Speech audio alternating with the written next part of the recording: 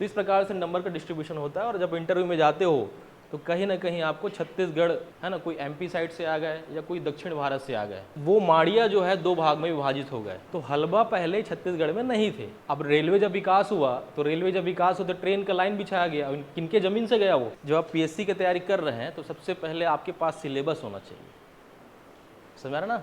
Syllabus सबसे important है। पहले सिलेबस में जो लिखा हुआ है वही एग्जाम पूछेगा।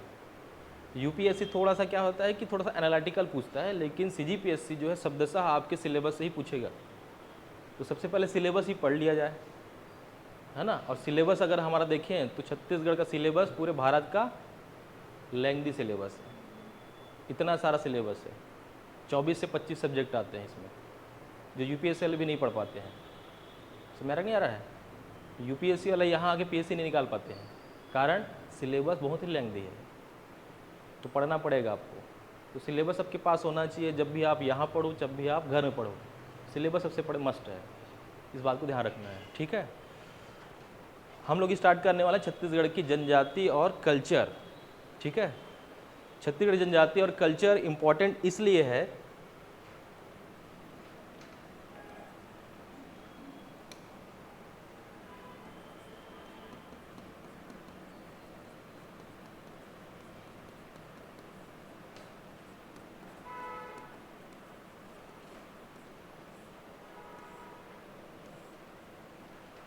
ट्राइबल एंड कल्चर, ठीक है। आपने भी न्यूज़ में सुना होगा थोड़े दिन पहले कि कल्चर और जो भाषा है उसका अलग पेपर बनाया जा सकता है। समझ नहीं आ रहा है? तो हो सकता है कि सिलेबस इसका अलग से पेपर भी बन जाए। समझ आ रहा है ना? क्योंकि यहाँ के एज मिलेगा यहाँ के युवाओं को इससे थोड़ा सा, है ना। और जब भी आप प्रशासनिक काम में जाते हैं तो ऐसा नहीं कि आप इंग्लिश मीडियम हो चाहे हिंदी मीडियम हो, आपको लोगों से डील उनके लोकल लैंग्वेज में ही करना पड़ेगा, और जो मुख्यतः छत्तीसगढ़ी बोली होती है। समझ में आ रहा है ना? जब आप भाषा से कनेक्ट होते हैं तो उनका कहीं ना कहीं उनमें ऐसा लगता है कि हमारे लिए काम करने आए हैं। होता नहीं होता है? आप किसी एरिया में चले जाओ, चाहे ट्रेन रेल में बैठ के चले जाते हो, आप कहीं दौरा करने गए, घूमने गए, तो आप हिंदी में बात करोगे, आप लोगों से कनेक्ट नहीं हो पाओगे। लेकिन छत्तीसगढ़ी में बात करो, कैसे हो, ऐसे कि नहीं, तो लगेगा अपना आदमी है भाई। समझा रहे ना? तो जब भी आप अधिकारी बनते हो तो आपको थोड़ा सा छत्तीसगढ़ी लैंग्वेज आना ही चाहिए, ताकि जनता आपसे कनेक्ट हो सके, तब जो अपनी समस्याओं की ईजिली आपको क्या कर सके, डिलीवर कर सके। इसलिए भी ज़रूरी हो गया है ये, ठीक है ना। इस बात को ध्यान रखना है, इसका इम्पोर्टेंस ये है, इसलिए आपको सिखाया जाता है। नहीं, अगर आप इंग्लिश मीडियम हो चाहे हिंदी मीडियम, नहीं तो आपको सिखाया जाएगा स्पेशली छत्तीसगढ़ राज्य आयोग के द्वारा। जो यहाँ कलेक्टर बन के आते हैं वो पहले ट्रेनिंग लेते हैं, लैंग्वेज की ट्रेनिंग लेते हैं। समझ रहे ना? चाहे वो आप कन्नड़ में जाओ चाहे तमिल एरिया में जाओ, जो कलेक्टर आते हैं पहले उनको लोकल लैंग्वेज में पहले क्या दिया जाता है, ट्रेनिंग दिया जाता है, ताकि आप लैंग्वेज को सीखो। समझ रहे ना? इवन अगर आईएफएस बनते हो, विदेश में जाते हो, तो वहाँ का लैंग्वेज सीखते हो पहले आप। चाइना में जो चाइनीज़ सीखोगे, फ्रेंच सीखोगे, क्यों सिखाया जाता है?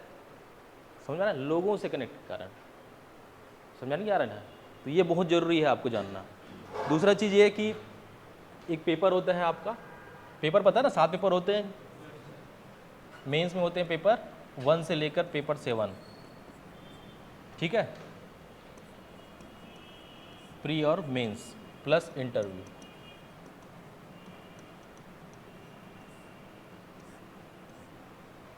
प्री में अगर आप देखेंगे 2012 से लेकर जब कंटिन्यू एग्जाम हुआ है, ठीक है ना, ऑन एन एवरेज 15 क्वेश्चन आ रहे हैं। कितने क्वेश्चन? 15 क्वेश्चन। ट्राइब्स, कल्चर, पर्यटन पूरा मिला दोगी। इस बार उठा के देखो, सेम टू सेम 15 क्वेश्चन आए इस बार, 15 क्वेश्चन आए इस बार, 15 क्वेश्चन, ठीक है। तो एवरेज जो प्री में क्वेश्चन आते हैं वो लगभग आते हैं 15 क्वेश्चन। मेंस में आपका होता है पेपर 6 का पार्ट 3, पेपर 6 का पार्ट 3 कितने नंबर का होता है ये भाई? 75 मार्क्स का, ठीक है। इसी प्रकार से मेंस में होता है पेपर 2, कौन सा होता है? एसे का, ठीक है। एसे कितने नंबर के होते हैं? 200 मार्क्स के होते हैं, ठीक है। इसमें 100 नंबर का आता है छत्तीसगढ़, 100 नंबर के आते हैं छत्तीसगढ़। हो सकता है कि छत्तीसगढ़ के जो 4 ऑप्शन दिए होंगे, आप 4 देते हैं ऑप्शन, 4 में से कोई 2 बनाने हैं आपको, तो हो सकता है कि दोनों के दोनों ट्राइब्स और कल्चर से आ जाए। एक ट्राइब से आ जाए, एक कल्चर से आ जाए। तो यहाँ के अगर आप ट्राइब्स और कल्चर को समझ के लिखे हो, इसका मतलब आप 100 नंबर वहाँ से भी खींच सकते हैं। समझ रहा नहीं आ रहा है? सब्जेक्ट छोटा सा दिख रहा है लेकिन इसके बहुत सारे अलग अलग जगह यूज़ आ रहे हैं। ठीक है, इसी प्रकार से जब आप पेपर 7 पढ़ेंगे, पेपर 7 में पार्ट 1 में काम आएगा ये, है ना, इनके स्कीम्स पूरे काम आ जाएंगे। और ट्राइब्स और कल्चर से रिलेटेड जितना भी स्कीम है उसको कहीं ना कहीं आप यूज़ कर सकते हो, चाहे इकोनॉमी में यूज़ करो, छत्तीसगढ़ की इकोनॉमी में, चाहे ट्राइबल कल्चर में यूज़ करो, चाहे ऐसे में यूज़ करो। बात समझ आ रहा ना। और दूसरी बात ये कि हमारे छत्तीसगढ़ राज्य का स्थापना भी जो आधार रहा है वो ट्राइबल रहा है, क्योंकि डेवलपमेंट किसका नहीं हो रहा था? ट्राइबल का नहीं हो रहा था। सबसे बड़ा जो आधार बनाया गया था कि हमारा छत्तीसगढ़ राज्य क्यों बनना चाहिए, तो उसमें सबसे महत्वपूर्ण जो आधार था वो यही था कि हमारे ट्राइबल का डेवलपमेंट नहीं हो रहा है। कुछ भी काम करवाने के लिए हमको भोपाल जाना पड़ रहा था। पहले राजधानी भोपाल, हमारी राजधानी क्या थी? भोपाल थी ना, मध्य प्रदेश, ठीक है ना। तो संसाधन पूरा हमारा जा रहा है, कोयला, लोहा, सारी चीज़ें वहाँ जा रही है, डेवलपमेंट हो रहा है भोपाल जबलपुर का हो रहा है, ट्राइबल का डेवलपमेंट नहीं हो रहा है। बात समझ आ गया? तो ये इसलिए ज़रूरी है। दूसरा चीज़ें, आपको कल्चर को, ट्राइबल के पूरे रहन सहन को जानना भी ज़रूरी है। समझ आ रहा ना? क्योंकि हम जब पेपर 7 पढ़ेंगे तो उसमें ये देखेंगे कि इनके कुछ रहन सहन और जो पंचायत व्यवस्था है, आपने गांव में सुना होगा ना, अलग अलग गांव में अलग अलग क्या चलता है कि भाई आज समाज की सभा है, नहीं रात के बैठका, ऐसे बोलते नहीं बोलते हैं? सबके सब तो गांव जानते ही हो, छत्तीसगढ़ वाले हो ना, बाहर से तो नहीं आया ना, विदेश से। हाँ, तो आपने देखा होगा कि हलवा हो चाहे गोड़ हो, इवन आपके भी समाज में कहीं ना कहीं एक सामाजिक क्या होता है, बैठका होता है कि नहीं होता है? सबसे पहले कुछ भी विवाह विच्छेद होता है, तलाक होता है या कुछ भी होता है तो पहले समाज में जाता है। समाज वाले डिसाइड करते हैं कि क्या करना चाहिए, पैसा लेने के लेना है ना। दूसरा जाति से विवाह करके आगे है, अब कई रुपये लेंतल बताओ इसी के, तो 20,000 देवे जी और भात खवाबे इसी के, होता है कि नहीं होता है? कौन डिसीजन देता है? समाज देता है। समझा ना? बाद में हम लोग जाते हैं कहाँ पे? पुलिस के पास जाते हैं। तो ये बात जानना होगा कि बहुत सारे जो एक्ट और प्रावधान है और जो नियम है वो ट्राइबल्स पर लागू नहीं होते हैं। समझ में आ रहा है? जैसे तलाक वाला केस है, दहेज वाला केस है, ये ट्राइबल्स के लिए लागू नहीं होते हैं। इनको अनुसूची 5 के तहत विशेष क्या दिया गया है? अधिकार दिया गया है। तो जब भी आप अधिकारी बनो, कुछ डिसीजन लेने का प्रयास करो, तो पहले देखो कि ये पहले ट्राइबल एरिया का मामला है। समझ में आ रहा नहीं आ रहा है? इसलिए आपको ट्राइबल्स के कल्चर को जानना जरूरी है। समझ आ रहा है? जब भी ऐसे केसेस होते हैं, आप अगर जिला कोर्ट में जाओगे तो सबसे पहले बताया जाएगा कि नहीं, आपका जो विवाह हुआ है वो ट्राइबल्स के कल्चर के थ्रू हो रहा है, तो आप पहले वहाँ जाइए, वहाँ सभा जो बोलेगी उस हिसाब से आप उसको मानना पड़ेगा आपको। और जो ये कानून और नियम जो बने हैं वो कहाँ से बने हैं? इन्हीं ट्राइबल्स के जो प्रैक्टिस रहे हैं। होता ना कि तलाक हुआ तो ऐसा डिसीजन लेना है, या कुछ ऐसा रहन सहन होता है इन लोग का, है ना, तो वो धीरे धीरे जा क्या बने, यही तो कानून बने जाके, है ना, हो सकता है ना, यही कानून बना है। अब इसके आधार बने हैं कि भाई जो रेगुलर प्रैक्टिस में रहा हो, जो तार्किक रहा हो, जिसको सब मानते हो, यही जाके आगे कानून बन गया आईपीसी और सीआरपीसी में। अब जो कानून नहीं बन पाया उसको आप बोलते हो कि नहीं ये तो गलत चीज़ है, ऐसे करके होता नहीं होता है? गाँव में ऐसा कुछ डिसीजन देते हैं, नहीं लोग सब फालतू आदमी लोग हैं लोग, सबसे बड़ा तो कानून है। बात समझ नहीं आ रहा है? वो डिसीजन दे रहे हैं वो भी सही है, वो भी मान्य है, अन्यथा तो आपका तो कोई लिखा पढ़ी हुआ ही नहीं। विवाह का कुछ हुआ है क्या? विवाह जब करते हो आप, कानूनी कुछ लिखा पढ़ी करते हैं? साइन नहीं करते ना। कौन जानता है विवाह हुआ है कैसे? समाज वाले जानते हैं कि हाँ इसका विवाह हुआ है, नहीं तो आप कोई कोर्ट नहीं करते हैं। शहरों में होता है बाइज्जत, लोग पूरा वकील से कोर्ट वाला करवाते हैं। तो इसीलिए आपको जानना जरूरी है ट्राइबल्स और कल्चर को, इसीलिए आप पढ़ रहे हैं। समझ में आ गया ना क्यों पढ़ रहे हो? नहीं तो कभी कभी होता है कि फालतू ज़बरदस्ती का याद करवा रहे हैं हम लोग से ये सब करके, समझ आ रहा है ना? इसलिए फालतू याद नहीं करवाया जा रहा है आपसे, आपको सिखाया जा रहा है कि आपको ये सीखना पड़ेगा, क्योंकि आपको उस फील्ड में उतरना पड़ेगा। समझा रहा है? ठीक। तो इस प्रकार से नंबर का डिस्ट्रीब्यूशन होता है, और जब इंटरव्यू में जाते हो तो कहीं ना कहीं आपको छत्तीसगढ़, समझ में आ रहा है, उससे रिलेटेड कुछ क्वेश्चन पूछे जाएंगे, क्योंकि आप छत्तीसगढ़ में काम कर रहे हो, क्या ट्राइबल्स का क्या प्रॉब्लम है, स्पेशली जो ट्राइबल्स के जनजाति वाले हैं, जैसे कि भगत है ना, भगत मतलब उरांव हो गए, है ना, तो उरांव को क्या प्रॉब्लम आ रहा है, ठीक है, तो इन सबको पूछा जाएगा आपके इंटरव्यू में। और खासकर इंग्लिश मीडियम वाले हैं, इंग्लिश मीडियम को सबसे पहले बोला जाएगा आप अपना इंट्रोडक्शन दीजिए छत्तीसगढ़ी में, क्योंकि आप काम करने वाले छत्तीसगढ़ में, समझ रहे ना। और दूसरा चीज़ ये कि वहाँ जो इंटरव्यू लेने वाला बैठे हैं वो उतना ज़्यादा इंग्लिश में भी नहीं जानते हैं, और आप इंग्लिश में बोलने का प्रयास ज़्यादा करोगे तो उनको समझ भी नहीं आने वाला है, तो समझ में नहीं आएगा तो नंबर भी बेसमझ के ही देंगे। बात समझ आ गया ना, तो आपको जानना पड़ेगा ही ये चीज़, ठीक है। तो हम जनजाति की बात जब करते हैं, जनजातियों को अलग अलग नामों से पुकारा जाता है। आपने सुना होगा जनजाति बोलते हैं, कभी आदिम बोलते हैं, कभी आदिवासी बोलते हैं, सुना ना आपने, आदिम बोल दिए, आदिवासी बोल दिए, या फिर क्या बोलते हैं ट्राइबल, इंग्लिश में बोलते हो आप ट्राइबल है ये भाई करके, ठीक है। और आप जब पढ़ते हैं बुक में तो आप लिखा जाता है अनुसूचित जनजाति, ऐसा लिखा होता है ना अनुसूचित जनजाति करके। तो आदिम, आदिवासी या फिर क्या बोले ट्राइबल बोले ना आप, तो ट्राइबल आदिवासी इसका मतलब यही होता है कि जो पुराने ज़माने से, आदिम का मतलब होता है प्राचीन, शब्द ही पकड़ना है आपको। आदिम का मतलब क्या होता है, प्राचीन, पुराने। इसका मतलब ये है कि वो भारत की धरती पर जो है पहले से ही बसे हुए हैं, भारत की धरती पर पहले से ही बसे हुए हैं, और इनका एक स्पेसिफिक कोई ना कोई क्वालिटी रहा है। क्वालिटी ये रहा है कि उनका एक विशेष क्या रहा है, नाम रहा है। जैसे कि ये समाज समझ जाओ, सोसाइटी, ठीक है ना। व्यक्तिगत, व्यक्ति से क्या बनता है, परिवार बनता है, परिवार से क्या बनता है, समुदाय बनता है, और समुदाय से क्या बनता है, समाज बनता है, और समाज से राज्य, और राज्य से देश बनता है। बात समझ में आ गया। तो इसी समाज के अंदर अलग अलग समुदाय बटे होते हैं, अलग अलग समुदाय बटे होते हैं। किसी को आप बोलते हो आदिवासी है, कोई बोलता है कि भाई ओबीसी वाला हूँ मैं, कोई बोलता हूँ एससी वाला हूँ मैं, अलग अलग समुदाय बटे होते हैं, है ना। तो इसी आदिवासी समाज में अलग अलग भी आदिवासी हैं, समझ में, अलग अलग बटे हुए हैं। अब इनका बटने का कारण जो रहा है, नामकरण जो रहा है, वो 4-5 पॉइंट्स रहे हैं, जिस आधार पर इनको क्या बोलते हैं, हम आदिवासी बोलते हैं। जिसे बोलेंगे स्पेसिफिक इनका नाम होता है, ये स्पेसिफिक, इसी स्पेसिफिक भौगोलिक संकेंद्रण होता है, जियोग्राफिकल इंडिकेशन होता है। जैसे कि मान लो बात, एग्जाम्पल आप समझते हो, अबूझमाड़ बोलते हैं ना, अबूझमाड़िया सुने हो ना, सबके सब सुने हो ना अबूझमाड़िया, हाँ अबूझमाड़िया। अबूझमाड़िया क्यों बोल दिया इनको कि भाई हाँ इनका भौगोलिक संकेंद्रण अबूझमाड़ में रहा है, समझ रहे ना, अबूझमाड़ में रहा है, इसलिए हम लोग बोल दिए कि अबूझमाड़िया हैं इन लोग, कि जो अबूझमाड़ क्षेत्र में रहते हैं वो अबूझमाड़िया हैं। इसका मतलब भौगोलिक संकेंद्रण भी रहा है और उनका नाम भी रहा है, समझ रहे। इनका स्पेसिफिक एक रहन सहन और कल्चर होता है, जो हम पढ़ेंगे तो देखेंगे किस प्रकार से इनके स्पेसिफिक नृत्य होते हैं, स्पेसिफिक देवता होते हैं, स्पेसिफिक इनके गीत होते हैं, तो ये होना चाहिए। इनका जो पंचायत होता है वो भी स्पेसिफिक होता है, डिसीजन लेने का तरीका भी स्पेसिफिक होता है। इनमें कुछ गोत्र प्रणाली चलती है, कुछ टोटम चलते हैं।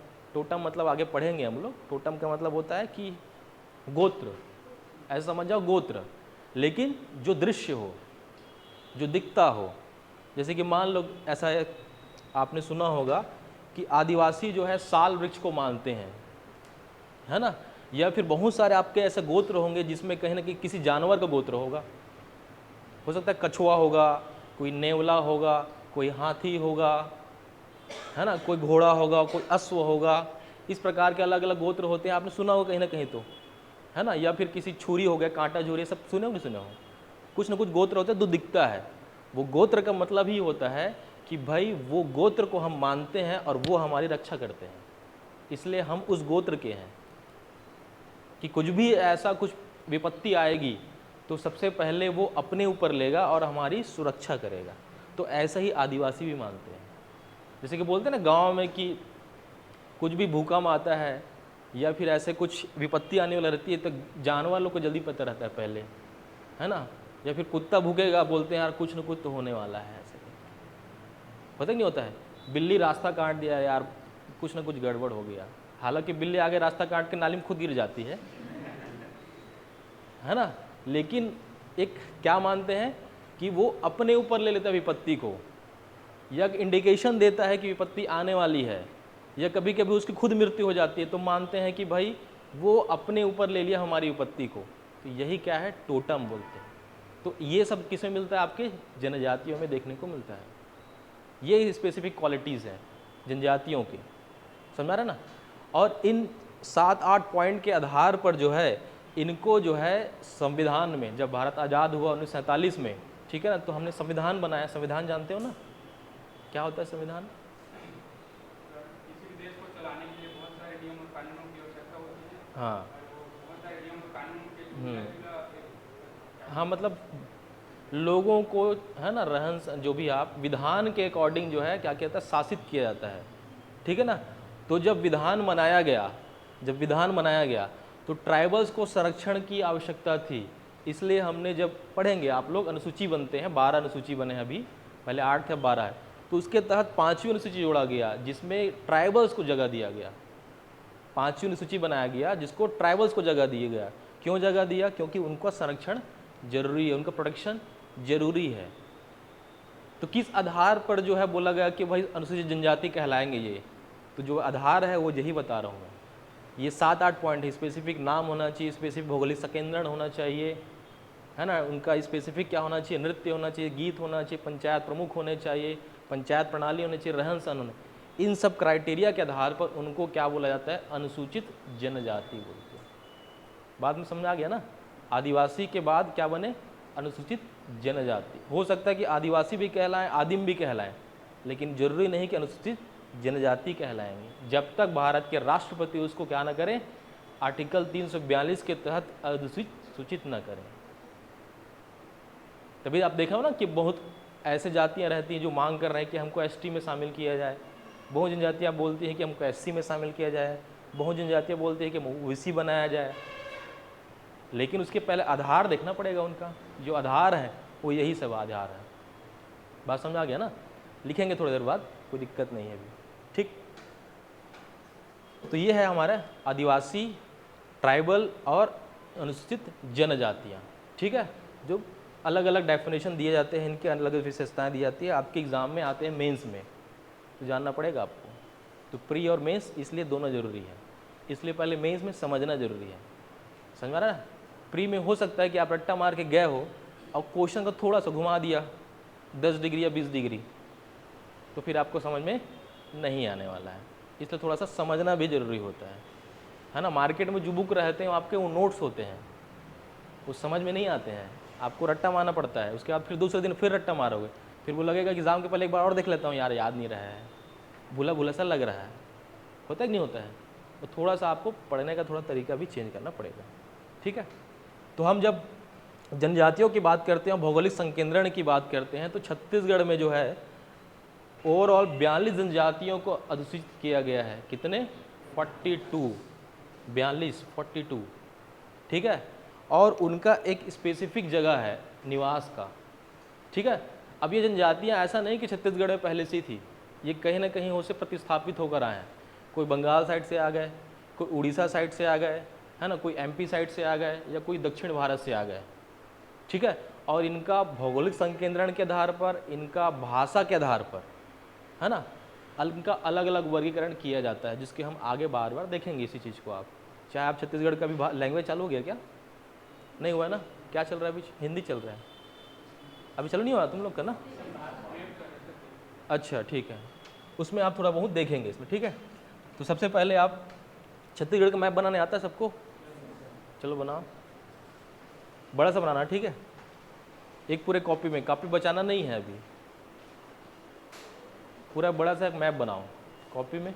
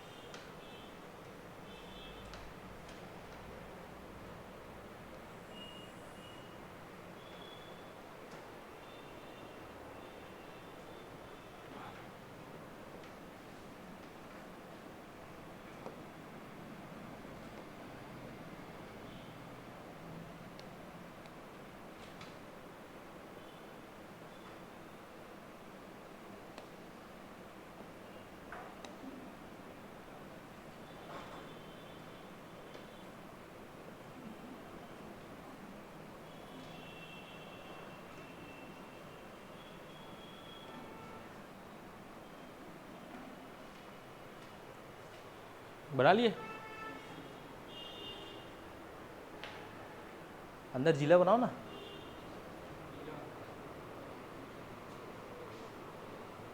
जिला आता है बनाने अंदर? बड़ा बनाओ, बड़ा। हाँ, यही फेयर करना है, ठीक है? घर में जाके फिर से नहीं करना है रफ। कैसे ध्रुव साहब, बहुत बड़ा बना दिया यार। बड़ा बनाओ ना पूरा।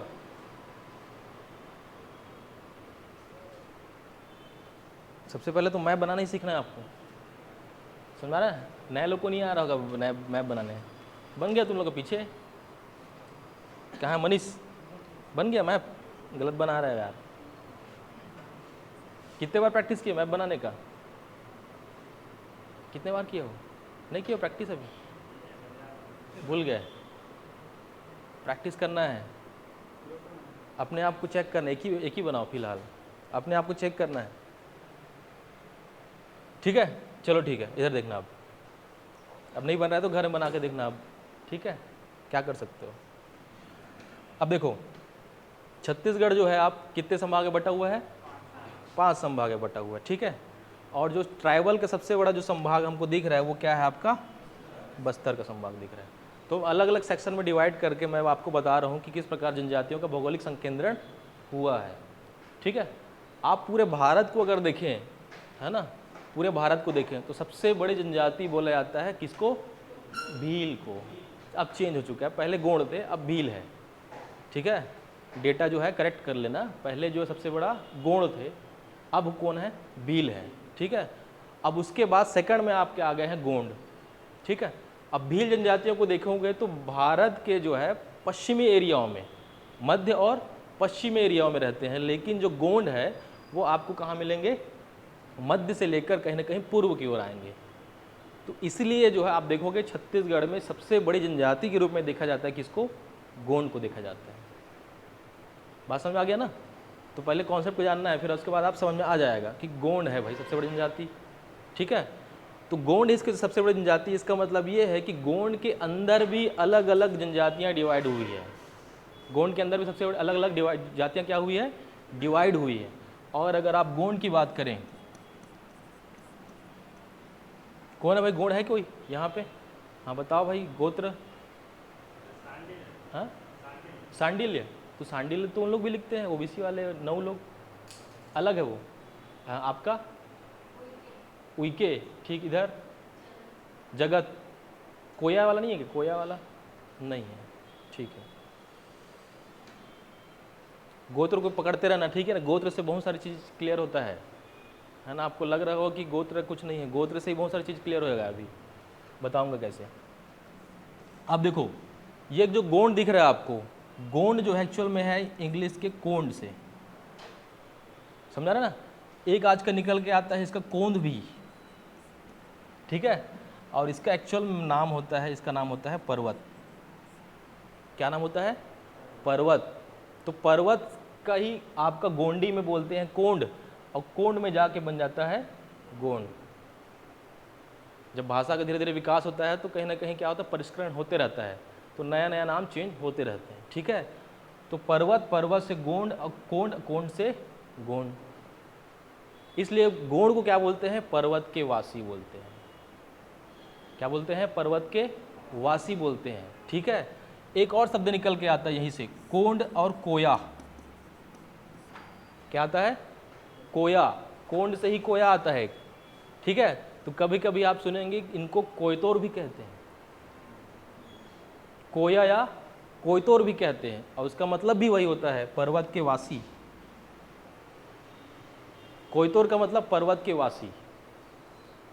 बात समझ आ गया ना?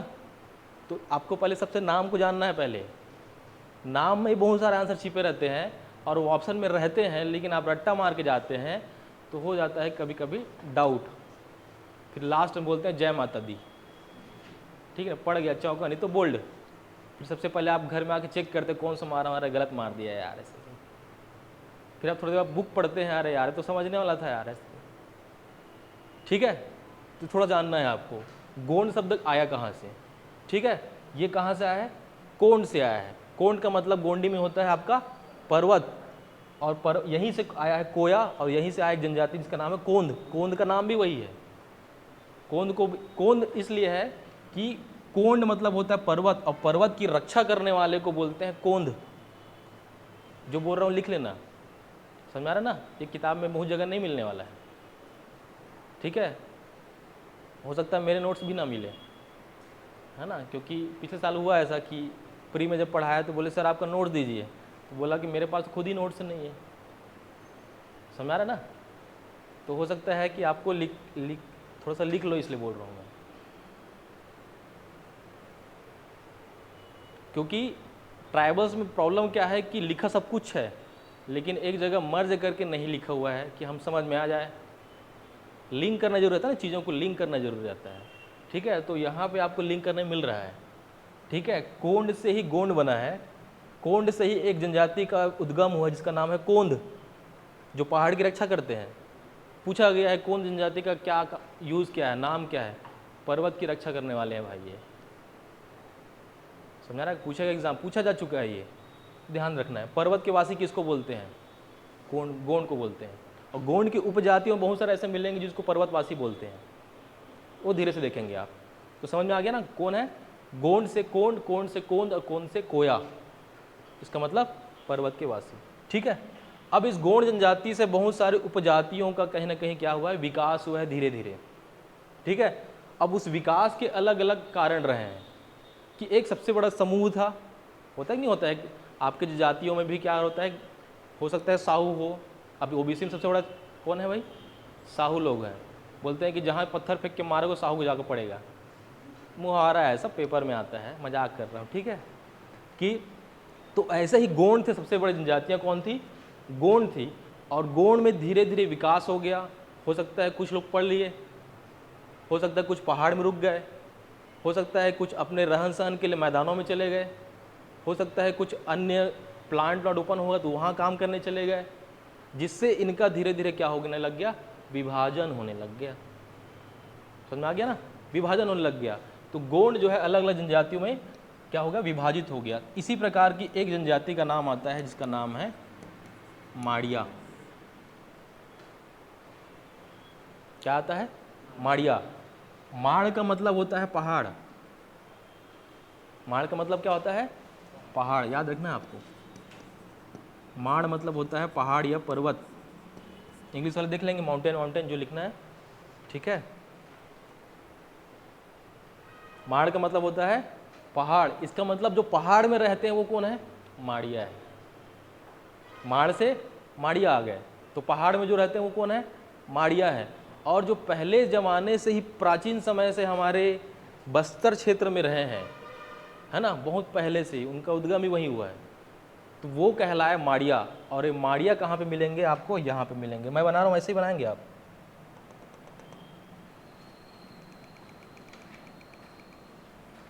थोड़ा बहुत आप अभी मैप में पढ़े हो कि नदी के बारे में? थोड़ा बहुत पढ़े होगे ना? हाँ, तो ये कौन सी नदी है? इंद्रावती नदी। इंद्रावती नदी। क्या नाम है भाई इंद्रावती का पुराना नाम? हाँ, मंदाकिनी। मंदाकिनी, ठीक है? तो अभी बाद में जानोगे। ये जान लो कि ये इंद्रावती नदी है जो कहीं ना कहीं उड़ीसा, कोरापुट से कहाँ आ रही है? एंटर कर रही बस्तर, बस्तर से दंतेवाड़ा। ये ना, आप अपने दंतेवाड़ा बना लेना ना सही तरीके से। मैं हो सकता है अलग बनाया हूँ ना, आप अपने मैप में बना लेना। ये दंतेवाड़ा है, दंतेवाड़ा से ये बीजापुर है, बीजापुर से निकल जाएगा सीधे आगे। कहाँ मिल जाएगा? गोदावरी में जाके मिल जाएगा, ठीक है? अभी ये नदी इंपॉर्टेंट नहीं है कि कहाँ कहाँ हुआ, बस ये रेखा खींच लो कि ये नदी है, इंद्रावती नदी है, ठीक है? अब इंद्रावती नदी के आसपास जो है माड़िया रहने आए थे या फिर माड़िया थे वहाँ पे, ठीक है? लेकिन वो माड़िया जो है दो भाग में विभाजित हो गए। किस आधार पर? किस आधार पर? एक जो पर्वतों में ही रुक गए और एक जो मैदानों में चले गए। तो आप थोड़ा सा अगर छत्तीसगढ़ का मैप देखोगे तो इन एरिया में पहाड़ है। इन एरिया में कौन सा है? पहाड़। ये क्या है? कांकेर, और ये है नारायणपुर। कांकेर नारायणपुर के पास देखोगे राव घाट की पहाड़ी है। सुने हो राव घाट? अभी पेपर में आते रहता है, राव घाट की माइंस ओपन हो रहा है ना? मोदी जी ने राव घाट माइंस के लिए ट्रेन चलाया नया 15 अगस्त को। थोड़ा बहुत पेपर पढ़ रहे हो? नहीं पढ़ रहे हो? पेपर पढ़ना है, तो थोड़ा बहुत जानकारी होगा कि यहाँ पे रावघाट की पहाड़ी है, इसी से लगा हुआ यहाँ पे इस एरिया में, इसी एरिया में यहाँ पे आपको मिला अबूझमाड़ की पहाड़ी मिलेगा। नारायणपुर में अबूझमाड़ है, पता है ना, 2 तहसील है, याद किया तहसील अभी नहीं किए हो, कौन कौन सी तहसील है? नारायणपुर और ओरछा। ओरछा को अबूझमाड़ का द्वार कहते हैं। आपको अगर एंटर करना है अबूझमाड़ में तो आपको ओरछा से अंदर जाना पड़ेगा। अबूझमाड़ का क्या कहते हैं? उसको द्वार कहते हैं, गेट है वो, ओरछा। ठीक है, ध्यान रखेंगे। तो यहाँ पे आपका मिलेगा अबूझमाड़ का पहाड़ी। ठीक है, तो माड़िया 2 भाग में डिवाइड हो गए। एक अबूझमाड़िया जो कहाँ रहे? अबूझमाड़ क्षेत्र में रहे। अबूझमाड़ इसलिए क्योंकि जिसको बूझा नहीं जा सका, अबूझ मतलब बूझा नहीं जा सकता। यहाँ पे ये लिख लिया ना, इसको मिटा दे रहा हूँ मैं।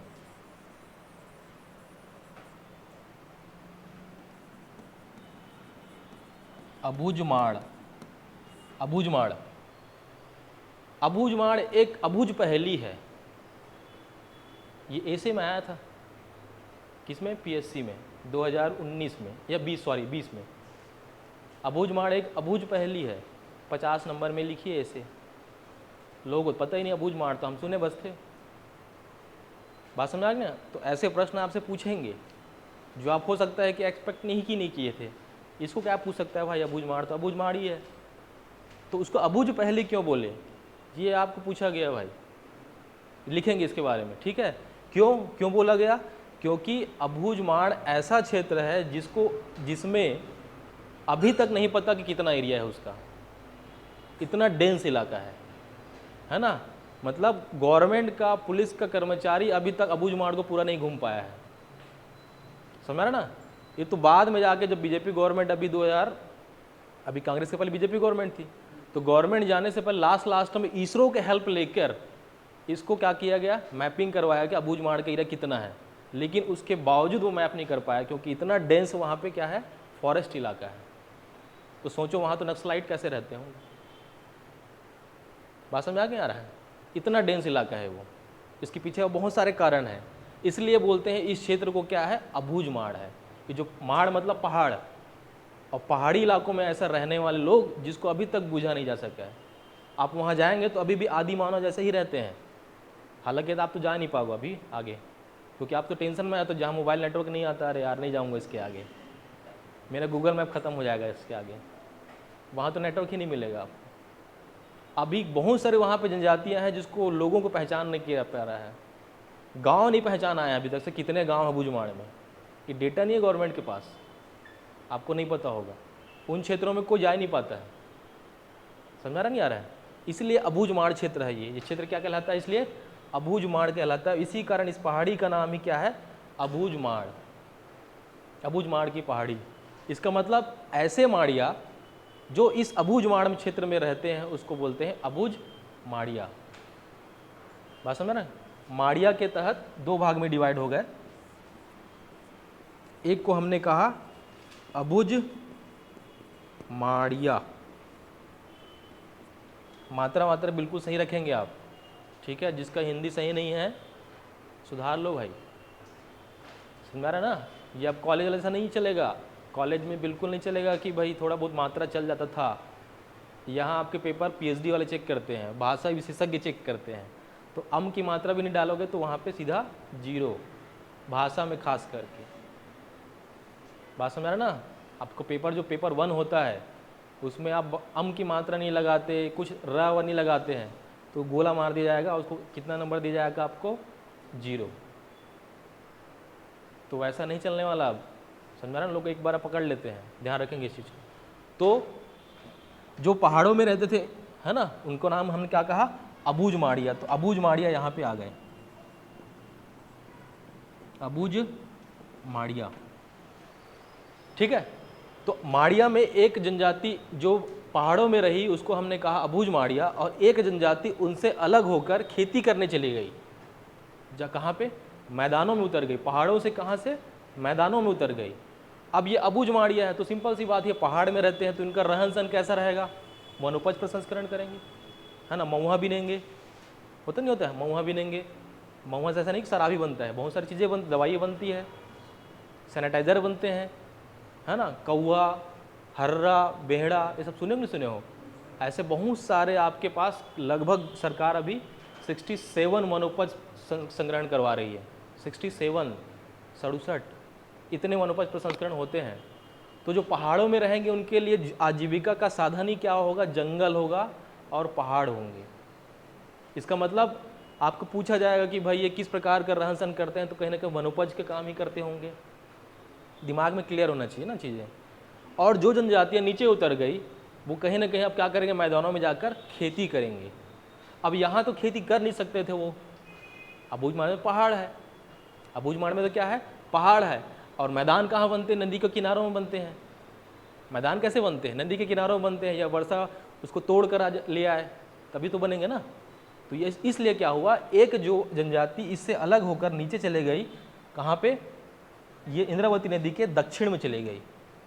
ये क्या है? इंद्रावती नदी का उत्तर है, नॉर्थ साउथ आता है दिशा देखने, 4 दिशाएं हैं। हाँ, तो इंद्रावती नदी के उत्तर में है वो अबूझमाड़िया है, और दक्षिण में जो है उसको बोलते हैं दंडामी माड़िया।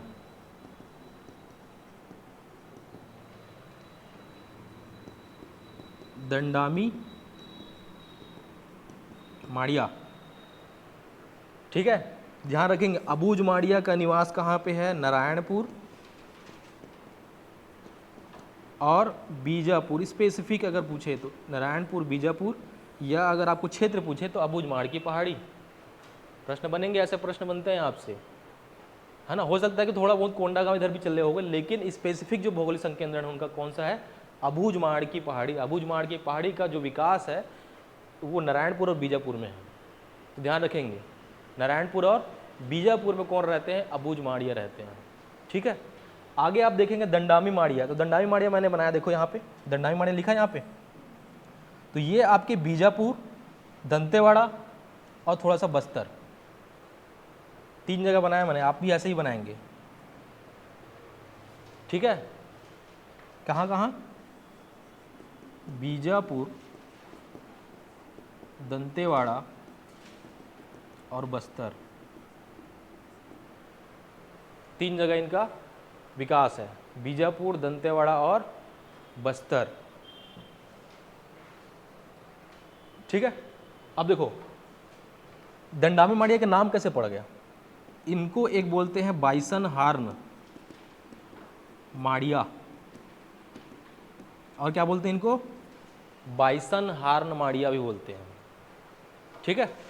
आपने मेरे ख्याल से फोटो वोटो देखा ही होगा, कहीं ना कहीं वीडियो देखा होगा कि जनजातियां जो है सिर में, जो पुरुष होते हैं वो सिर में एक प्रकार का सिंग लगाते हैं। देखे हो नहीं देखे हो? सिंग देखे हो कि ऐसा कोई नहीं देखा है? सब देखे हो ना, सिंग लगाते हैं। वो जो सिंग है वो किसका है? गौर का है। मतलब भैंस जैसे दिखते हैं गौर, थोड़ा सा विकसित प्रजाति है। बाइसन, बाइसन का मतलब होता ही है भैंस या गौर, उसका सिंग यूज़ करते हैं उन लोग, ठीक है। और महिलाएं यूज़ करती, देखना एक डंडा होता है लोहे का, देखे हो? लोहे का डंडा ऐसे पकड़े रहते हैं और डांस करते रहते हैं।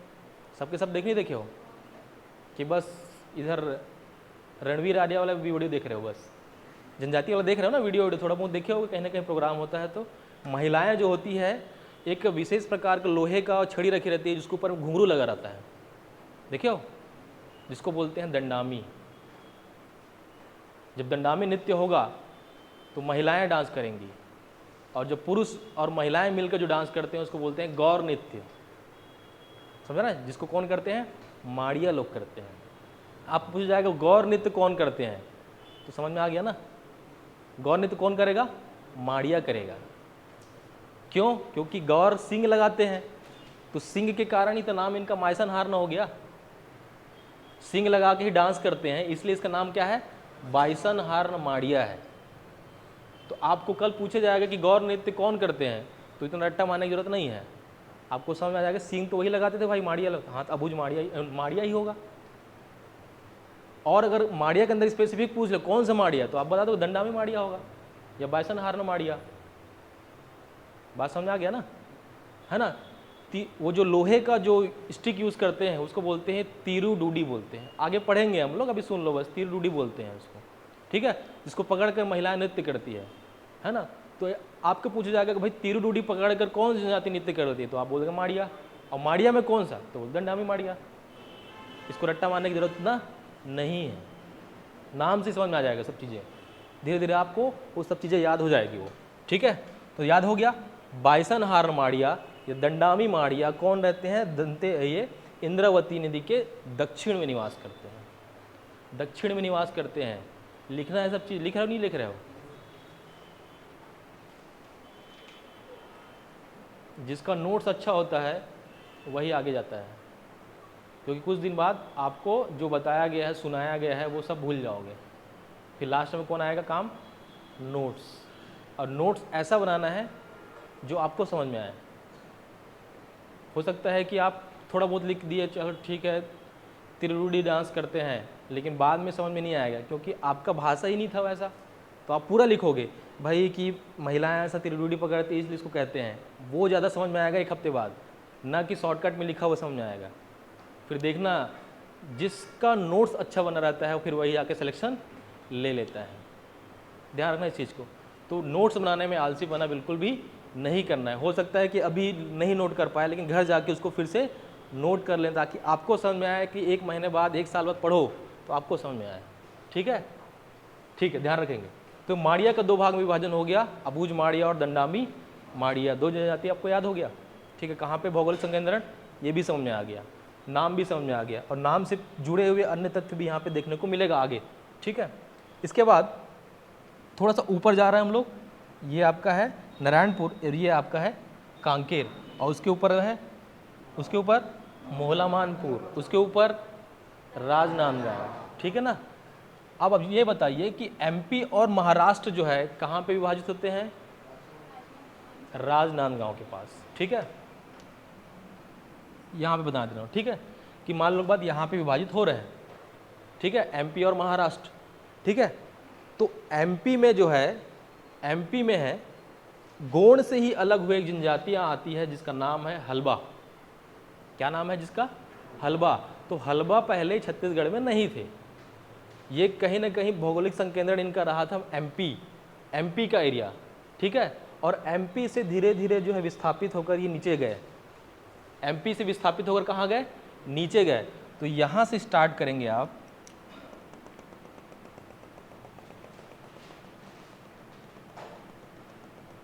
और ये जो पूरा एरिया बन जाएगा किसका, हलबा का। और कहाँ से स्टार्ट हुआ, राजनांदगांव से। तो आपको पूछा जाए कि भौगोलिक संकेंद्रण कहाँ पे है, तो राजनांदगांव, कांकेर, कोंडागांव, इधर ऊपर धमतरी, ऊपर धमतरी पता नहीं है, इसके बाजू में है बालोद। ठीक है, तो ये हलबा जनजाति का क्या है, भौगोलिक संकेंद्रण है।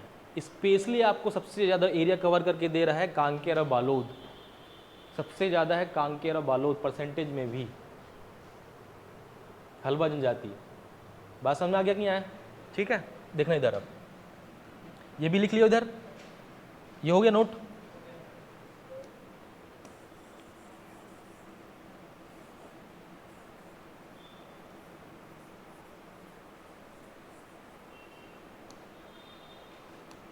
अब देखना इधर,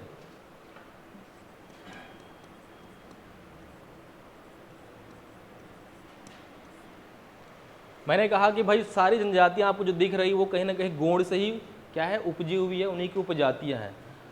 तो ऐसा माना जाता है कि गोंड जो है के भीतर एक जनजातियां ऐसी थी जो कहीं ना कहीं खेती करने के लिए उस क्षेत्र को छोड़कर कहीं और मैदानी इलाकों में जाने लगी। ठीक है, किसके लिए, खेती करने के लिए। और खेती करने के लिए कौन सा खेती, कौन सा खेती, हल से चलाकर। खेती बहुत अलग अलग तरीके के होते हैं भाई, कि जो बिना हल चलाए भी हो सकता है खेती, है ना, एक होता है हल चलाकर खेती करना।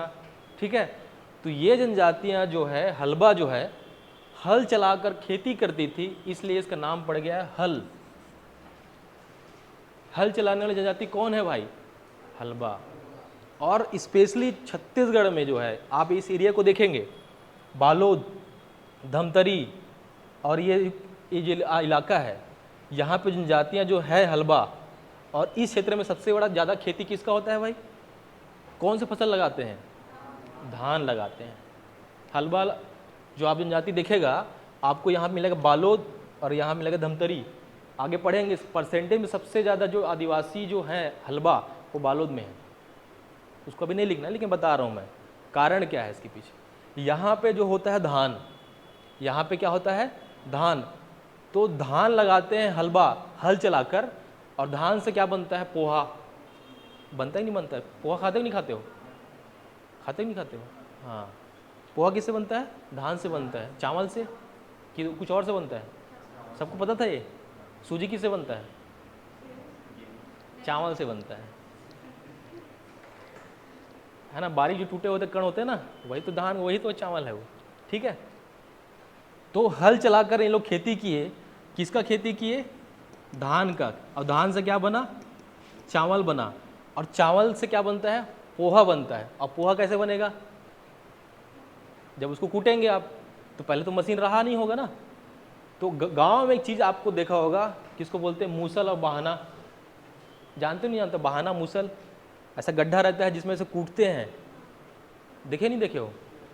हाँ, तो जिससे कूटते हैं उसको बोलते हैं मूसल, और जो गड्ढा रहता है उसको बोलते हैं बहाना। सबको पता था ये? गांव वाले को पता होगा, जिसको बोलते हैं मूसल और बहाना बोलते हैं। आप छत्तीसगढ़ी में पढ़ना पड़ेगा, सब चीज़ें याद आना पड़ेगा आपको। क्या बोलते हैं? मूसल और बहाना। तो ये जनजातियां जो है बहाना से, बा मतलब बहाना, बहाना से क्या करते हैं? चावल को कूट कर पोहा बनाते हैं। इसलिए इनका नाम क्या बन गया है? हलबा।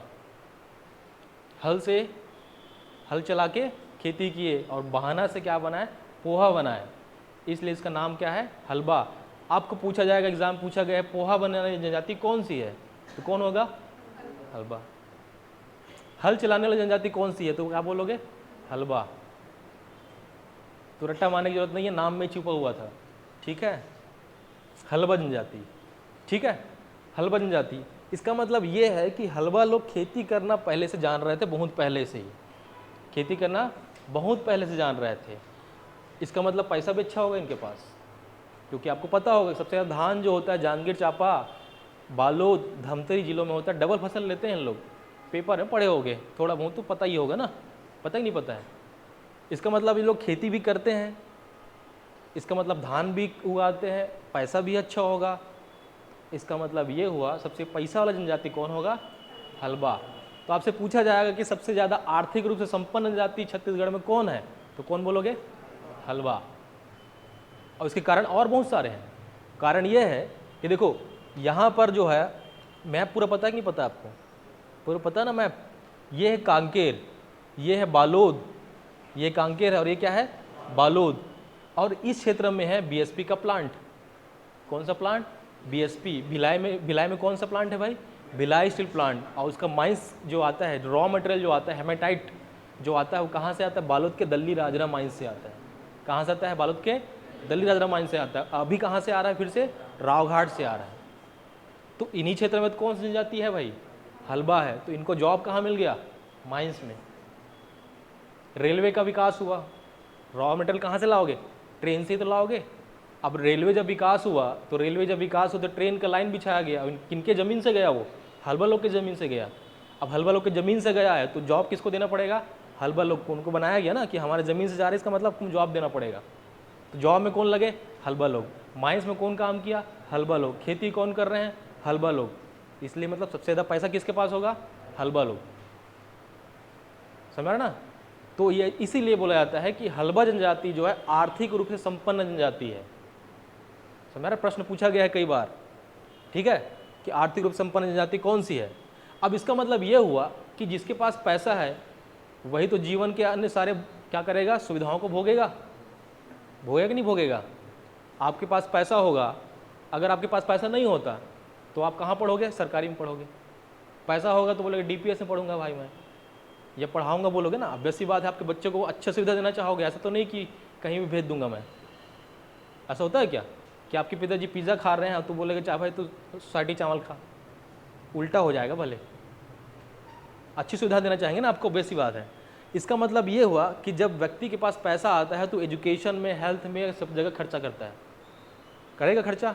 तो पैसा हलबा के पास था, तो हलबा क्या करेगा? एजुकेशन में भी खर्चा करेगा। तो आपको पूछा जाएगा सबसे बड़ा शिक्षित जनजाति कौन सी, तो आप क्या बोलोगे? हलबा। याद करने की जरूरत नहीं है, वो क्लियर था उसी से ही कि सबसे ज़्यादा शिक्षित जनजाति कौन है, हलबा। पहले बहुत लोग उराव याद किए, भूल जाना उसको ना, वो डेटा वेटा गलत है। सबसे ज़्यादा शिक्षित कौन है, हलबा है, डेटा के अकॉर्डिंग। बात समझ आ गया। तो कोई नया चीज़ इसमें नहीं था, अभी बाद में उसको और लिखेंगे, लेकिन बता रहा हूँ मैं कनेक्ट करके ये कारण क्या था उसके पीछे, सबसे ज़्यादा इसलिए ही कारण है, समझ में ना। और आपको पूछा जाए कि कौन सा जिला है जहाँ पे अनुसूचित जनजाति का साक्षरता दर सबसे ज़्यादा है, क्योंकि हलबा ही थे, हलबा परसेंटेज में सबसे ज़्यादा हलबा बालोद में है। बालोद जिला ऐसा है जिसमें अनुसूचित जनजाति का परसेंटेज साक्षरता में सबसे ज़्यादा है। नहीं लिखोगे तब भी चलेगा, बता रहा हूँ कनेक्ट करके, कारण यही है। बहुत सारी चीज़ों को रट्टा नहीं मारना पड़ता है, समझना पड़ता है चीज़ों को, ठीक है ना। तो ये हो गया हलबा के बारे में स्टोरी। यहाँ पे ये क्या है, हलबा। बाकी इनका जो रहन सहन आगे हम लोग देखेंगे, आगे कारण और क्या रहा है, ठीक है। हलबा कोई हो यहाँ पे, कोई नहीं हो हलबा? हाँ, ये लोग हैं हलबा लोग, कबीरहा रहते हैं, ये लोग मांस मटन नहीं खाते हैं ज़्यादा, है ना। तो पैसा बच जाता है, पैसा बच जाता है, नहीं बच जाता है, ठीक है। बहुत सारे इनके कारण हैं। हलबा लोग को सबसे ज़्यादा मतलबी जनजाति बोलते हैं। ये मैं नहीं बोल रहा हूँ ना, किताब बोल रहा है, क्योंकि आदमी को पैसा कमाने के लिए, शिक्षा के लिए मतलबी होना पड़ता है। अब आप पढ़ने आए पीएससी, अब हर चीज़ के लिए घर में जाओगे, क्या बोलते हैं, होली हो, छोटा मोटा त्यौहार हो, किसी का बर्थडे हो, किसी को कुछ हो, हर दिन घर जाओगे तो आपका सिलेक्शन होगा क्या, नहीं होगा। हर दोस्त के बर्थडे पार्टी में जाओगे तो होगा क्या सिलेक्शन, नहीं होगा। तो आपको मतलबी बनना पड़ेगा। बात समझ में आ गया, आ रहा है। तो यही एक कारण है, हलबा लोग को मतलबी जनजाति बोलते हैं। दिल में मत लेना, ठीक है, लिखा हुआ है किताब में, ठीक है ना, ये तारीफ है ये। आगे अब ये हो गया हलबा, ठीक है। थोड़ा सा नीचे जा रहे हैं हम लोग, ये कांकेर है, ये है आपका कोंडागांव। कोंडागांव में नीचे आपको मिलेगा जनजाति, इसका नाम है मुरिया या मुड़िया, मुड़िया या मुरिया, कोंडागांव। मेनली आपका संकेंद्रण मिलेगा कोंडागांव, नारायणपुर, बस्तर, ठीक है। 3 जगह नोट करेंगे। कहाँ के, ये बस्तर है नीचे, ये आपका नारायणपुर, सॉरी ये आपका नारायणपुर, और ये आपका है कोंडागांव, ठीक है। 3 जगह लिखेंगे। संकेंद्रण कहाँ पे है, सबसे ज़्यादा मिलेगा कोंडागांव में, फिर नारायणपुर, थोड़ा सा आपका बस्तर। आप अच्छे से बनाना उसको घर में जाके मैप को, अभी कचरा टाइप का बना रहोगे पता है मेरे को, लेकिन बहुत अच्छे पेज में बनाना जाके, ये बहुत पूरा काम आएगा। ये समझ, ये बेस है क्लास का, ये ट्राइबल्स का, तो ध्यान रखेंगे। मुड़िया या मुरिया। अब यहाँ पे मैंने बताया कि भाई सबका एक नाम होगा, मुड़िया या मुरिया बोलते हैं आप। तो मूड़ का मतलब होता है जड़, मूड़ का मतलब क्या होता है गोंडी में, जड़। मुड़िया मतलब मूल, जड़, रूट, जड़ या रूट। और इनमें माना जाता है कि हमारा जो उत्पत्ति हुआ है वो जड़ से हुआ है। किस पेड़ के जड़ से, पलास के वृक्ष से। पलास जानते हैं, परसा, गांव में फूला होगा बढ़िया, देखे नहीं देखे हो, हाँ। तो ये पलास की जड़ है ना, इसके जड़ से अपना उत्पत्ति मानते हैं, और वहीं से इनका नाम पड़ गया है मूड़ से मुड़िया। मूड़ का मतलब जड़, किसका जड़, पलास का जड़, और वहीं से इनका नाम क्या पड़ गया है, मुड़िया या मुरिया भी बोलते हो आप कई बार। और आप अगर देखेंगे, अभी तो आप सब जनजातियों को सुनते हैं, लेकिन आप अगर बस्तर की अगर बात करते पहले, तो एक जनजाति का नाम आता हमेशा मुरिया, आता नहीं दिमाग में हमेशा, कि पहले आप सुनोगे मुरिया, क्या मुरे टाइप का बात कर रहा है, ऐसे बोलते नहीं बोलते हैं कई लोग, नहीं बोलते क्या तुम लोग, बोलते नहीं बोलते हैं, क्यों? क्योंकि मुरिया जनजाति पहले इसी सामाजिक रूप से, पहले ही ऐतिहासिक रूप से और सांस्कृतिक रूप से कहीं ना कहीं नाम में थी। जो भी विद्रोह जो उन्होंने किया है वो मुरिया लोगों ने किया। मुरिया विद्रोह हम पढ़ेंगे आगे। अभी भी जो दरबार लगता है बस्तर में, दशहरा में, मुरिया दरबार लगता है। बात समझ आ रहा है? तो ये मुरिया जनजाति जो है कहीं ना कहीं मैदानी क्षेत्रों में निवास करती थी। कोंडागांव, बस्तर और ये जो इलाके हैं कनेक्ट थे मैदान से, और मैदान से जो कनेक्ट थे वही कहीं ना कहीं छत्तीसगढ़ से कनेक्ट थे।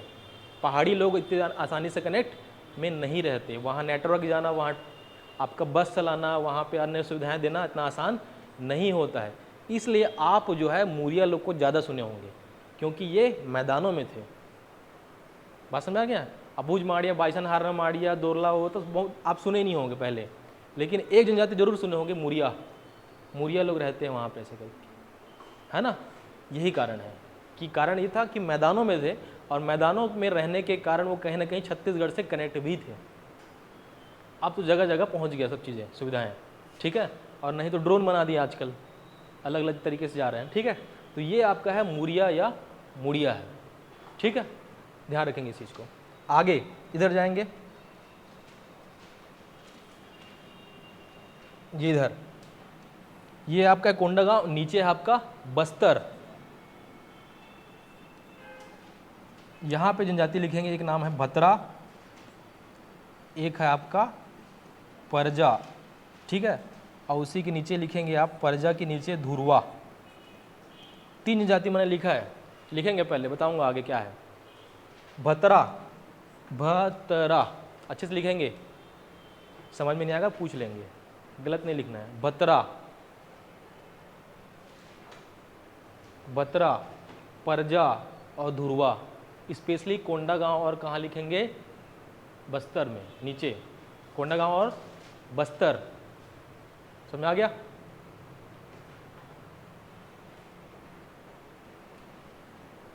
ठीक है, इधर देखेंगे अब देखना, ये जो एरिया दिख रहा है, ये जो एरिया दिख रहा है, ये हलबा, ये मुड़िया, ये माड़िया, ये जनजातियां कहीं ना कहीं मध्य प्रदेश से आ रही थी, कुछ लोग इधर महाराष्ट्र से आ रहे थे। लेकिन इस साइड की जो जनजातियां दिखेगी वो आपको कहीं ना कहीं कहाँ से आते दिखेंगे, उड़ीसा से, ये नीचे आंध्र से। कहाँ से? उड़ीसा या आंध्र प्रदेश से आते हुए दिखेंगे। तो इनमें जो प्रभाव होगा, इनको जो देवी देवता होंगे, इनके जो रहन सहन होंगे, डांस हो गए, वो कहीं ना कहीं उड़िया या आंध्रा के जो तेलुगु से वो प्रभावित होगा। ये दिमाग में रखना है। जब रट्टा मारने जाओगे तो ये चीज़ रहना चाहिए।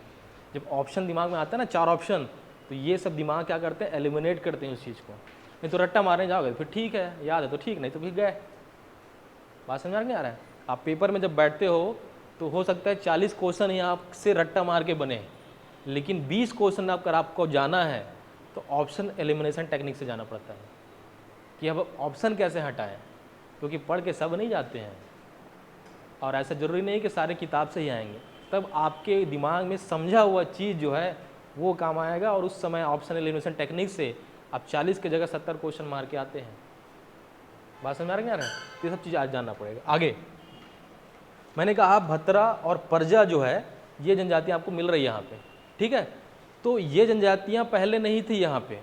आप जब इतिहास पढ़ेंगे तो एक राजा के बारे में पढ़ेंगे जिसका नाम था अन्नम देव। आपने मेरे ख्याल से सुना होगा दंतेवाड़ा का दंतेश्वरी मंदिर, सबके सब सुने होंगे। दंतेवाड़ा में दंतेश्वरी मंदिर है, ठीक है। उस मंदिर का निर्माण भी किसने करवाया? अन्नम देव ने करवाया, जो कहाँ के राजा थे? वारंगल क्षेत्र के राजा थे। वारंगल मतलब नीचे, ठीक है। किसी कारणवश, कारण को जानेंगे पहले, आपने अब मूवी देखा होगा, क्या नाम है, अलाउद्दीन खिलजी वाला मूवी था ना, रणवीर सिंह वाला, क्या नाम था भाई? पद्मावत नाम था ना, वो तो सब देखे होगे, नहीं देखे हो क्या? क्या देख रहे हो फिर, है ना। तो उसमें अलाउद्दीन खिलजी थे ना।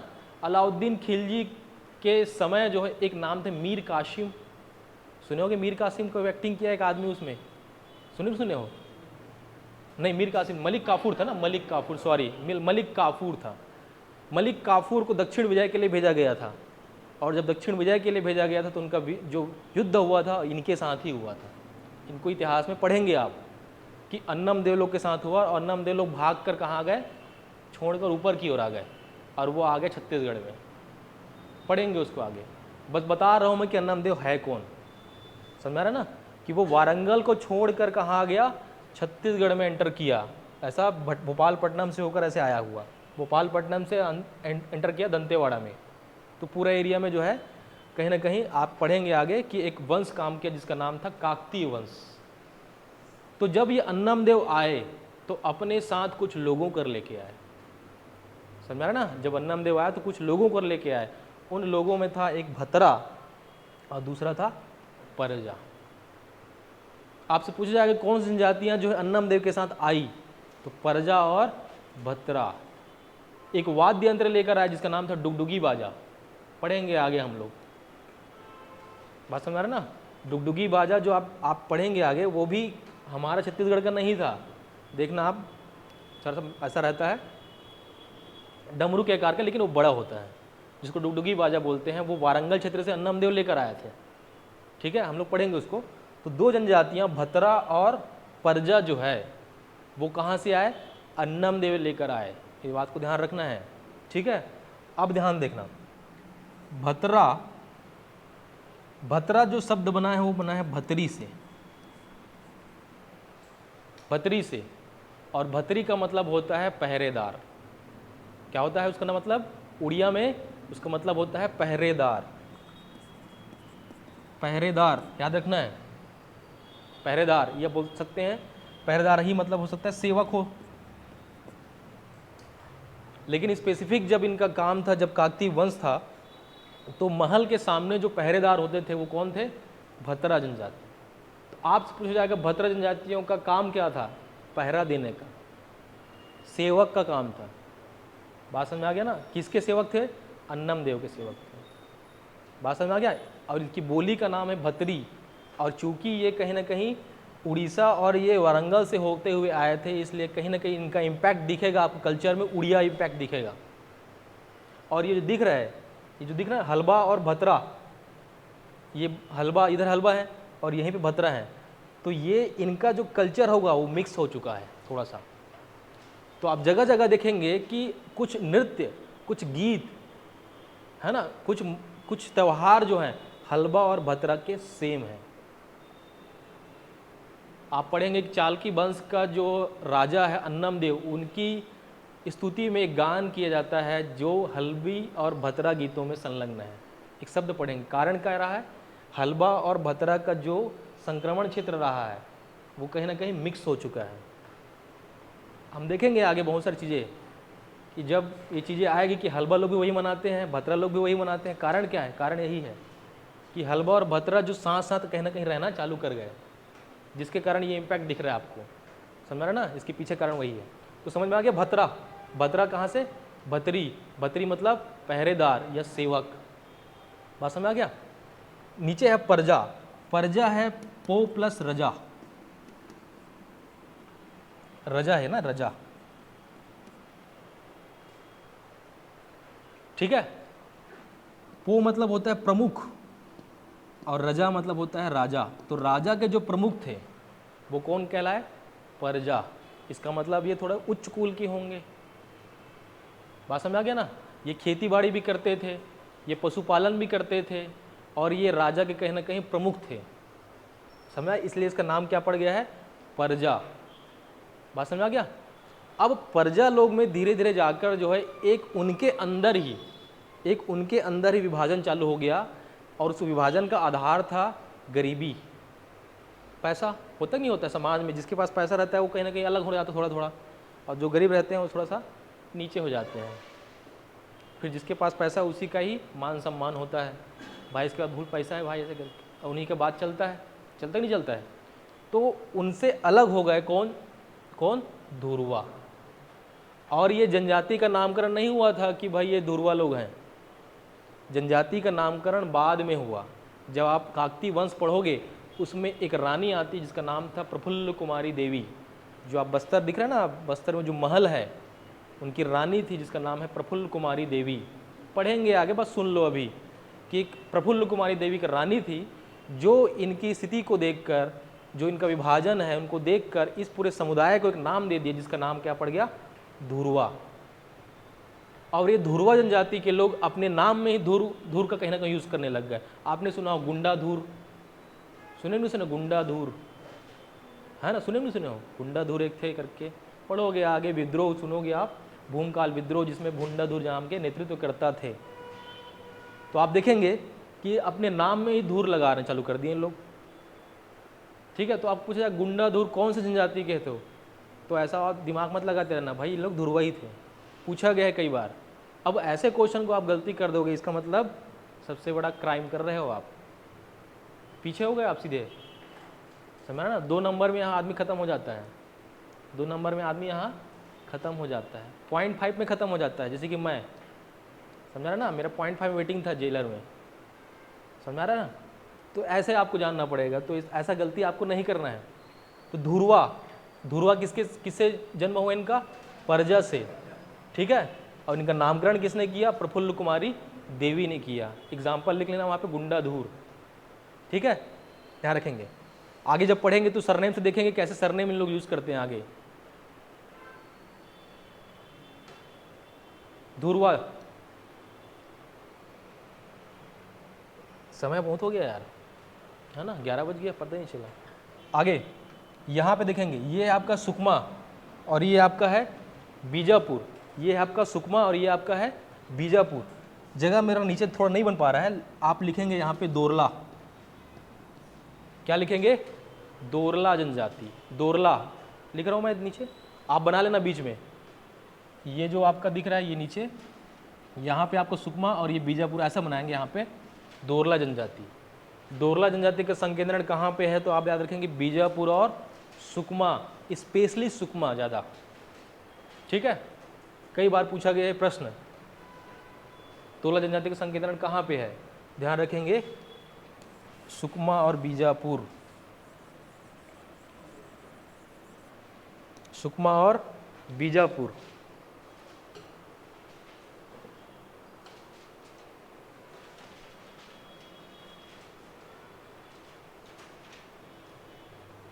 ठीक है, देखो दोरला जो बना है ये बना है दोरा प्लस कोया। कोया मतलब बताया मैं, गोंड लोग ही लिखते हैं कोया, ठीक है। और दोरा का मतलब होता है, ये जो होता है इसका मतलब होता है पंचायत प्रमुख।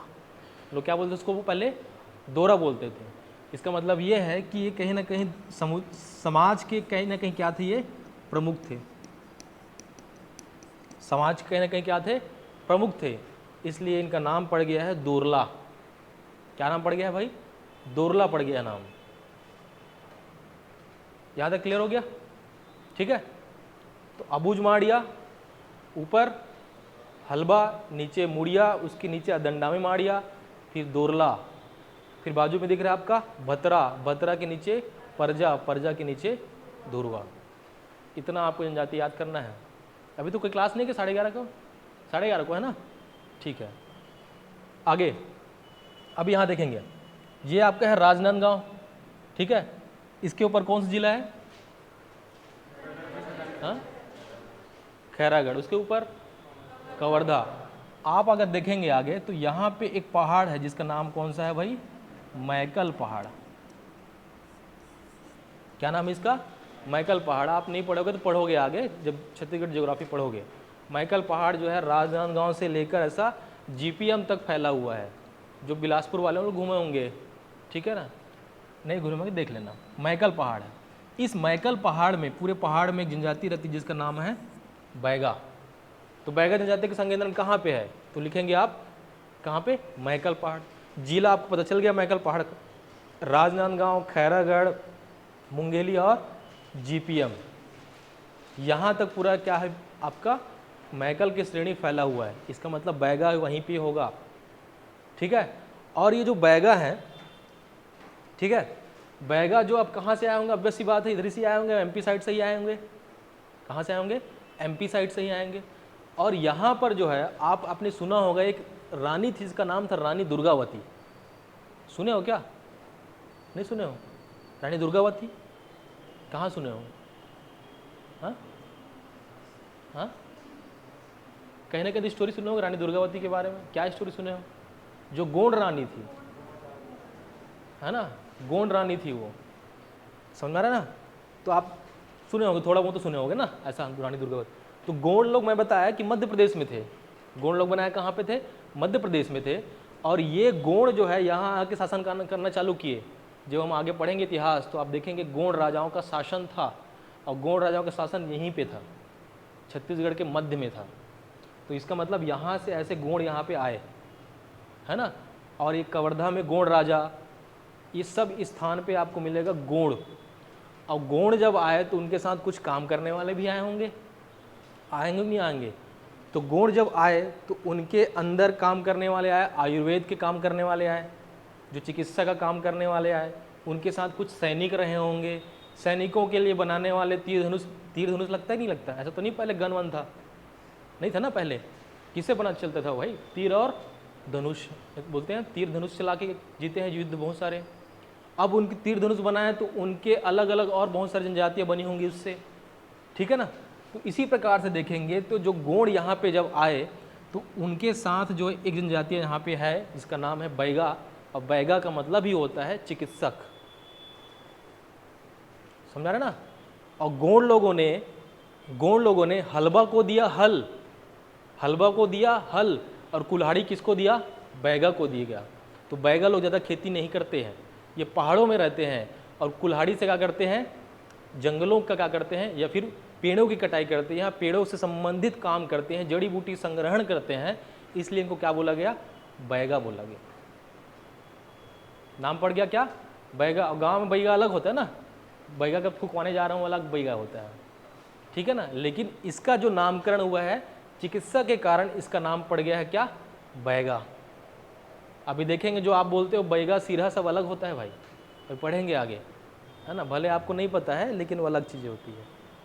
आगे याद रखें बैगा। तो चिकित्सा करने वाले कौन? यहाँ पे लिख दिया मैं गोंड। क्या लिखा मैं? गोंड।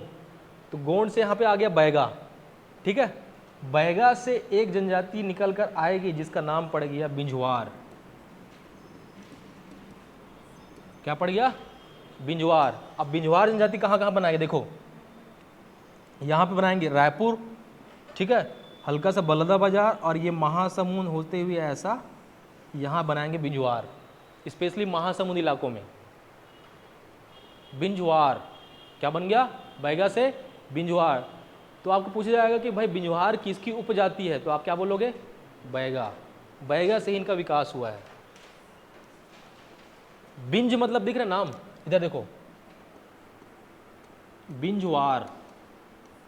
बिंज कहीं ना कहीं विंध्य लग रहा है, विंध्य, विंध्य क्या लग रहा है भाई? विंध्य। इसका मतलब ऐसे जनजाति जो विंध्य पर्वत में थे और अपनी उत्पत्ति विंध्यवासिनी माता से मानते हैं, या विंध्य क्षेत्र में रहते थे, इसलिए इसका नाम पड़ गया है बिंझवार। आपको पूछा जाएगा कि विंध्यवासिनी माता किसकी है, तो आप क्या बोलोगे भाई? बिंझवार। कई बार पूछा गया है, तो बहुत ही आसान था ये, रट्टा मारने वाला काम कुछ नहीं था इसमें, ठीक है? तो बिंझवार कहाँ से आ गया भाई? बिंझवार विंध्य पर्वत से आया, इसका नाम क्या पड़ गया? बिंझवार पड़ गया। इनकी माता का नाम ही क्या पड़ गया? विंध्यवासिनी पड़ गया। और पढ़ेंगे आगे, मैं बता रहा हूँ कनेक्ट करके, जब धर्म की बात करेंगे तो क्या पड़ गया? विंध्यवासिनी। तो इनका उद्गम ही कहाँ से हुआ है? बैगा से हुआ। उत्पत्ति कहाँ से हुई है? बैगा से हुई है। बात समझ आ गया? ठीक है। एक और जनजाति यहाँ से निकलेगी, ये गलत होगी, थोड़ा सा कचरा वचरा देख लेना। यहाँ पे एक जनजाति मिलेगी कंवर। यहाँ पे जनजाति मिलेगी कंवर। जब गोंड आए यहाँ पे, जब गोंड आए यहाँ पे, तो अपने साथ कुछ सैनिक लेकर आए होंगे। अपने साथ क्या लेकर आए होंगे? कुछ सैनिक लेकर आए होंगे। अब जो सैनिक का काम किए किसके? गोंड राजाओं के, उसको क्या बोल दिए हम लोग? कंवर। बात समझ आ गया? क्या बोले इसको? कंवर। कंवर। और ये कंवर आपको पूरा बनाना है बिलासपुर, जांजगीर चांपा, कोरबा में, ऐसे पूरा बना लेना ना, पूरा ही ऐसा ऐसा बना लेना भाई, कि कंवर जो थे बिलासपुर, जांजगीर चांपा और कहीं ना कहीं कोरबा वाले एरिया में कंवर कोई है यहाँ पे, हो ना? हाँ, कहाँ से? बिलासपुर ना। देखो बताओ, जीता जाता उदाहरण मिल गया यहीं पे। तो अब भूलना नहीं है कि भाई कंवर कहाँ पे थे, कंवर यहीं पे थे। बात समझ आ गया? अब कंवर लोग भी थोड़ा सा अभी संपन्न जनजाति बन गए हैं। क्यों? माइंस के कारण, एसएससीएल माइंस के कारण। समझा ना क्यों विकास होता है? समझ में धीरे धीरे आएगा। इसलिए देखो, अब ये जो बैगा है और ये कंवर है, कंवर सैनिक थे। कंवर कौन थे? सैनिक। और सैनिक किससे लड़ेंगे भाई? तीर धनुष से। समझ में आ रहा है ना? तो इनके लिए तीर धनुष बनाने का जो काम करेंगे वो कौन करेंगे? धनवार। धन का मतलब होता है धनुष, और वार का मतलब होता है बाण। पर्यायवाची पढ़ोगे, बाण किसको होता है? वार या फिर बाण बोलते हैं। इसका मतलब ये धनुष, और वार का मतलब होता है बाण। तो धनुष बाण बनाने वाली जनजाति कौन है? धनवार है। किससे बनाएंगे? बांस से बनाएंगे। किसके लिए बनाएंगे?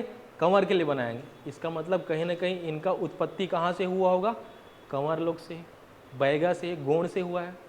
तो लिंक है एक दूसरे से। समझ में? रैंडमली याद करने की जरूरत इसको नहीं है। बात समझ में आ गया? एक जनजाति अब जो है गोंड के लिए सैनिक का काम किए कंवर, कंवर के लिए धनुष बनाए कौन? धनवार। अब गोंड के लिए खेती बाड़ी भी कोई कोई करेगा, उसको बोल दिया हम लोग सौता।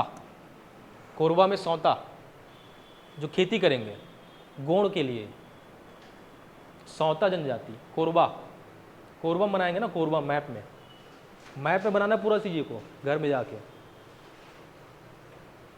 सौता जनजाति, कौन सी जनजाति? सौता जनजाति। दिख रहा है? अब देखो यहाँ पे बैगा है और यहाँ पे कंवर।